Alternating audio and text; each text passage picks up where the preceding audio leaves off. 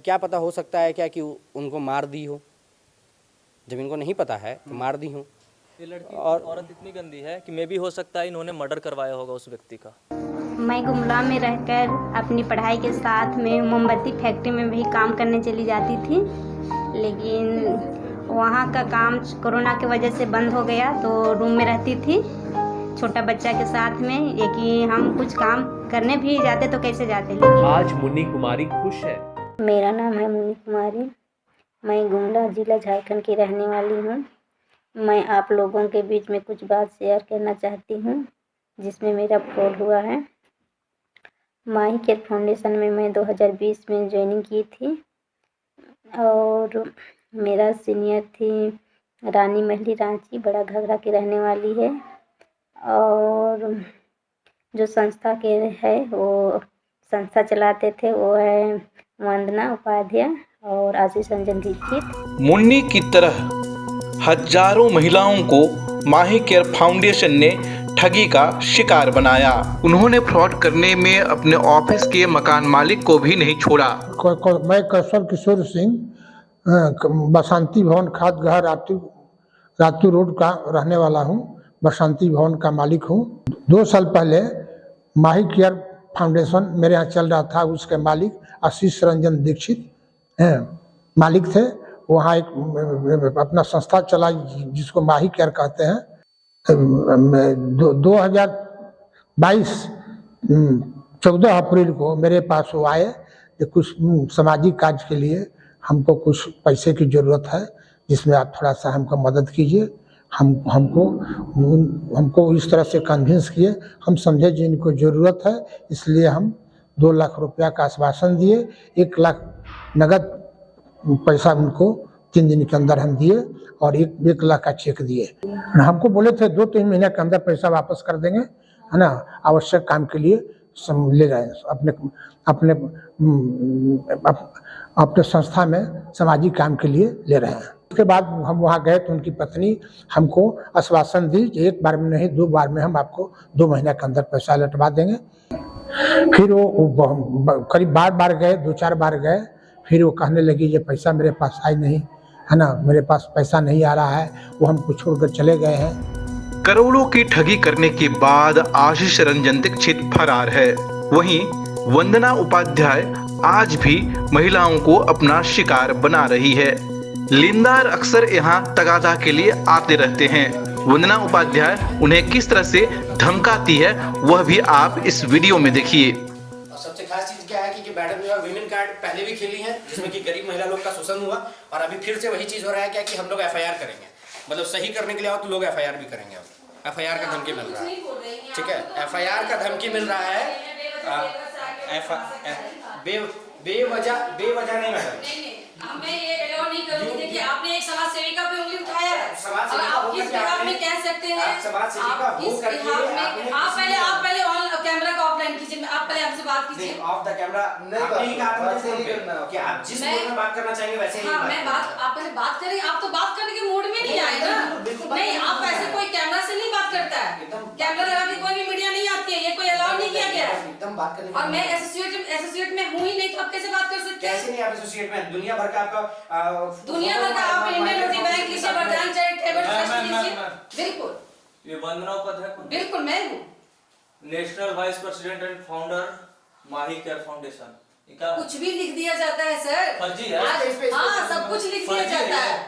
8 मार्च को हर साल अंतर्राष्ट्रीय महिला दिवस मनाया जाता है और रांची में माही केयर फाउंडेशन जो एक महिलाओं पर काम करने वाली संस्था है, वो हर साल खास आयोजन करती रही है। लेकिन इस बार ये संस्था जो है आप देख सकते हैं यहाँ पर ताला लगा हुआ है, और इस ताला लगने के पीछे वजह ये है कि इसके जो फाउंडर हैं वो पिछले 1 साल से लापता बताए जा रहे हैं।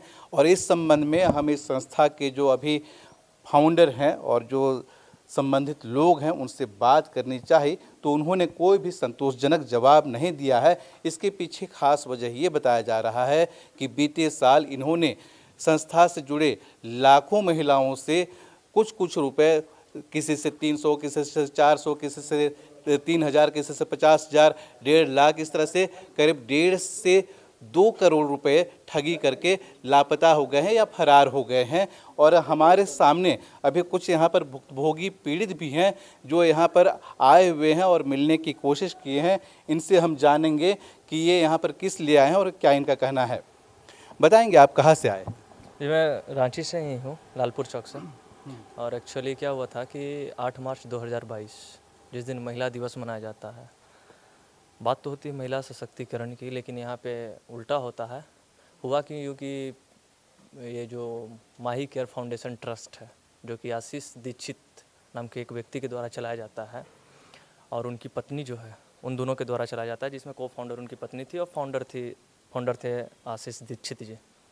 उसमें क्या हुआ कि हमसे 3 टर्म करके 50-50-50 मतलब 1.5 लाख रुपए का इन लोगों ने बिजनेस के नाम पर मैंने पैसा दिया था, जो कि ऑनलाइन ट्रांजैक्शन था। उसके बाद जब मैंने इन लोगों से पैसा रिकवरी का हुआ 2 महीने 4 महीने जब बोला मेरे को पैसा रिटर्न कर दीजिए, तब फिर क्या हुआ कि कुछ दिन बाद आशीष दीक्षित जो होते हैं फरारी हो जाते हैं। अब आप यहाँ पर आए हैं तो क्या कहा जा रहा है? जब आज हमने मिलने की कोशिश की उनके को फाउंडर से, कथाकथित पत्नी जो उनकी थी आशीष दीक्षित के, ये एक नया षड्यंत्र रच रहे हैं। षड्यंत्र ये रच रहे हैं कि एक लड़का है इसमें अभिषेक नाम का, जो कि नया अभी फ़िलहाल में आया है इस ट्रस्टी में। और जब मैंने स्टार्टिंग में मैं आया तो आप भी देख सकते हैं ताला बंद था। तो जब बैक डोर में गया तो बैक डोर में जो भी ब्लैक काम होती है वो तो बैक डोर से ही होती है। तो जब मैंने वहाँ पे गया तो वहाँ पे उनसे बात करने की कोशिश की तो उन्होंने बात करने से सीधा इनकार कर दिया और उल्टी बोल रहे मेरे पे FIR करने के लिए। तो मैं भी एग्री हूँ कि चलो आप FIR कर सकते हो। धमकी दिया जा रहा है सीधा सीधी। और कथाकथित कोई अभिषेक है उसको फ़ोन करके बुलाया जा रहा है कि जो कि ऑनर है, लेकिन कागज़ पे आप जाके देखिएगा इनका सारा जो है उन्हीं के नाम से, जो उनकी कथाकथित पत्नी है जो कि आज तलाकनामा कह रही है कि मेरे उससे तलाक हो गया है। तो मेरा कहना है कि ठीक है आपका तलाक हुआ तो आप तलाकनामा तो शो कर सकते हैं ना, हम देख सकते हैं ना कि तलाकनामा हुआ है कि नहीं हुआ है। जब आप महिला सशक्तिकरण की बात करते हैं तो महिलाओं की आवाज़ की बात आपने कब किया? सिर्फ महिला दिवस मनाने से महिला सशक्तिकरण की बात नहीं होती है, बात होती है महिला के साथ आप खड़े होइए ना। मेरा आज नहीं हुआ है, कितनों महिला हो गए, कितने लोग जान गंवा दिए इस चक्कर में, ये माही केयर फाउंडेशन के चक्कर में। मैं तो किसी बारे की जानकारी नहीं था, लेकिन अभी जब मैं पता किया था इस चीज़ के बारे में तो मेरे को भी पता चलती है आई थिंक 4 से 5 लोगों ने अपनी जान गंवा चुके हैं। किसी न किसी से कर्ज लेके किसी न किसी को दिया, वो मांगने बैठता है तो अंत में आत्महत्या करने के अलावा कोई उपाय नहीं होता है गरीबी। क्या नाम हुआ आपका? मेरा नाम कुणाल हुआ। हम कुणाल से बात कर रहे थे और एक सज्जन है। आप कहाँ से आए हैं? हम देवघर से, मेरा नाम विक्रम है और हम भी कवर ही करने के लिए यहाँ पे आए हुए थे। लेकिन यहाँ की जो संस्थापक अभी हैं वंदना उपाध्याय, मतलब बहुत गंदा बिहेवियर है। अगर जहाँ ये कहती हैं सोशल वर्कर हैं, महिला के लिए काम करती हैं, तो इन्होंने सिर्फ महिलाओं को ठगने का काम किया है। तकरीबन मेरे पास अभी तकरीबन मेरे पास कम से कम 10 एग्रीमेंट हैं जो आशीष रंजन दीक्षित और इनके द्वारा 2-2 लाख रुपए का किया गया और तकरीबन 2 करोड़ से ज़्यादा का इन लोगों ने ठगी किया।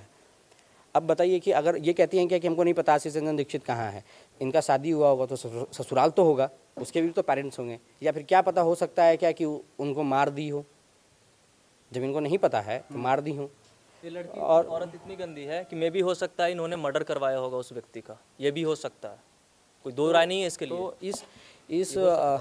इस कंडीशन से जो है हम लोगों का सिंपल सा मांग है कि जो भी शोषण हुआ है उसको उसका पैसा मिल जाए, और साथ में इस तरह के फ्रॉड 420 ट्रस्ट के नाम पर। और सबसे गंदा चीज़ क्या है कि राजनीति पार्टी के कुछ विधायक इनके फाउंडेशन में आते हैं दिया जलाने के लिए, फ़ोटो खिंचाने के लिए, ताकि लोग जाकर के उससे अट्रैक्ट होते हैं और अट्रैक्ट होने के बाद क्या करते हैं कि लोग इन सबको पैसा दे देते हैं। और अब सैनिटरी पैड 40-45 रुपए का वो आता है, उसका कोई धंधा कर रहा है तो कितना पैसा इन्वेस्ट कर सकता है? वो तो पूरा फैमिली, मिडिल क्लास फैमिली ही बिलोंग करके जो है पैसा डालेगा। और यहाँ का पूरा कहानी जो है इन्होंने चौपट करके रखा हुआ है। बहुत बहुत बहुत नेक्स्ट लेवल का ठगी है। आप देखेंगे तो मैं आपको एक एग्रीमेंट भी दिखाता हूँ। देखिए इस एग्रीमेंट पर 2 लाख रुपये का ये है। इन लोगों के पास फैक्ट्स भी हैं, किस तरह का एग्रीमेंट हुआ है, किस तरह का ठगी हुआ है लोगों के साथ। लेकिन अब लोग खुलकर सामने आना शुरू कर दिए हैं और अपने साक्ष्य अपने साथ लेकर आए हैं। ये इन्होंने आशीष रंजन दीक्षित ने, इधर दिखाइए, इन्होंने 2 लाख रुपए का, एक संध्या देवी करके हैं, देवघर से हैं ये, इनसे एग्रीमेंट इन्होंने किया था।